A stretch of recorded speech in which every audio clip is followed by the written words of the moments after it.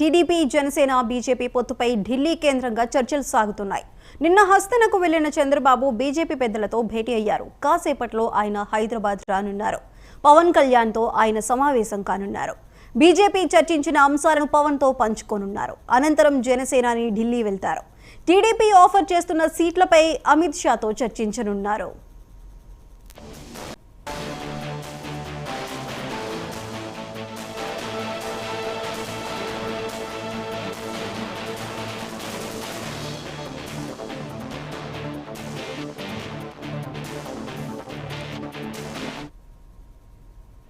AP రాజకీయాలు రసవత్తరంగా మారాయి. టీడీపీ జనసేన బీజేపీ పొత్తుపై ఢిల్లీ కేంద్రంగా చర్చలు సాగుతున్నాయి. నిన్న హస్తనకు వెళ్లిన చంద్రబాబు బీజేపీ పెద్దలతో భేటీ అయ్యారు. కాసేపట్లో ఆయన హైదరాబాద్ కూడా రాబోతున్నారు. మరి దీనికి సంబంధించి అంటే ఢిల్లీలో చంద్రబాబు భేటీ కానీ ఇప్పుడు వచ్చిన వెంటనే పవన్ కళ్యాణ్తో భేటీకి సంబంధించి పూర్తి అప్డేట్స్ మా ప్రతినిధి రమేష్ అందిస్తారు. రమేష్, చెప్పండి. చంద్రబాబు నాయుడు ఏపీ టీడీపీ అధ్యక్షుడు చంద్రబాబు నాయుడు కొద్దిసేపటి క్రితమే హైదరాబాద్ లోని ఆయన నివాసానికి చేరుకున్నారు.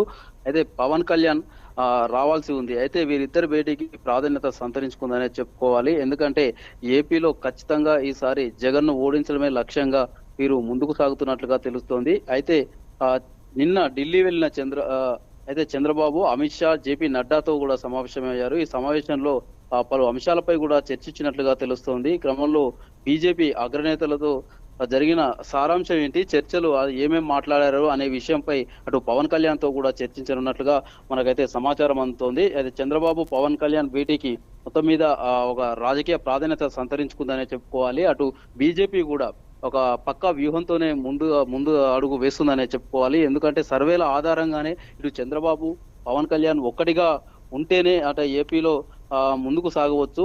జగన్ ను ఓడించాలంటే జగన్ ను ఖచ్చితంగా ఓడించాలంటే ఇంకొక మార్గం లేదు అని, అందులో భాగంగానే ఖచ్చితంగా వీరితో కలిసి ఉండాలని కూడా నిర్ణయించుకున్నట్లుగా తెలుస్తోంది.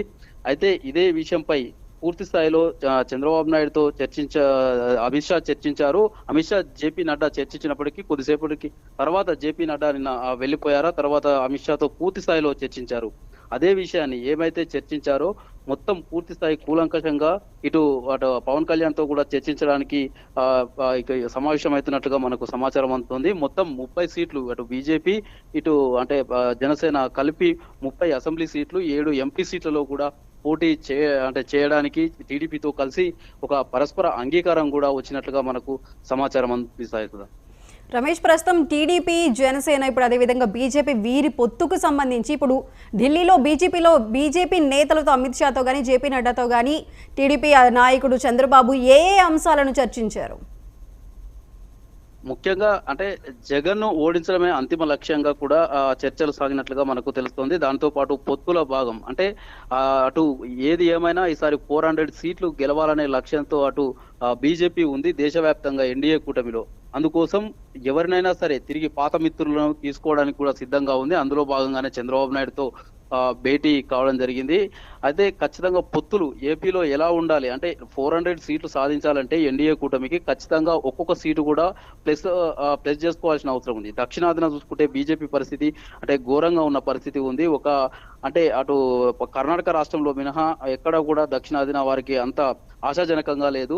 ఒక్కొక్క సీటు కలుపుకొని ముందుకు వెళ్ళడమే ఉత్తమంగా బీజేపీ నాయకత్వం కూడా భావించినట్లుగా తెలుస్తా ఉంది. అయితే అందులో భాగంగానే సరే ఎన్ని సీట్లు వచ్చినా కొన్ని సీట్లు వచ్చినా మనకు ప్లస్ పాయింట్ గానే ఉంటుంది అని చెప్పి కూడా బీజేపీ అధినాయకత్వం భావించి చంద్రబాబు నాయుడుతో అంటే అటు జనసేనతో కలిసి 7 ఎంపీ సీట్లలో 30 ఎమ్మెల్యే సీట్లలో బీజేపీ జనసేనకి ఇద్దరికి కలిపి పోటీ చేయడానికి కూడా పరస్పరం ఒక అంగీకారానికి అయితే వచ్చినట్లుగా విశ్వసనీయ సమాచారం అందుతోంది. రమేష్, ప్రస్తుతం ఇప్పుడు టీడీపీ జనసేనతో పొత్తుకు బీజేపీ అయితే ఇప్పుడు సుముఖంగానే ఉందనుకోవచ్చు. అంటే టీడీపీ ఆఫర్ చేస్తున్న సీట్లపై అక్కడ బీజేపీ నేతలు సంతృప్తిగానే ఉన్నారనుకోవచ్చా?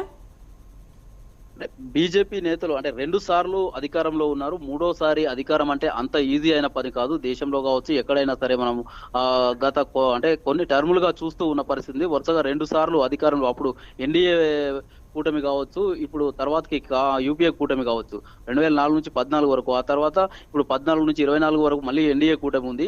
2 సార్లు అధికారంలోకి వచ్చిన తర్వాత 3వసారి అధికారంలోకి రావడం అంటే అంత ఈజీ కాదు. అందులో భాగంగానే ఎవరినైనా కలుపుకొని వెళ్ళాలి.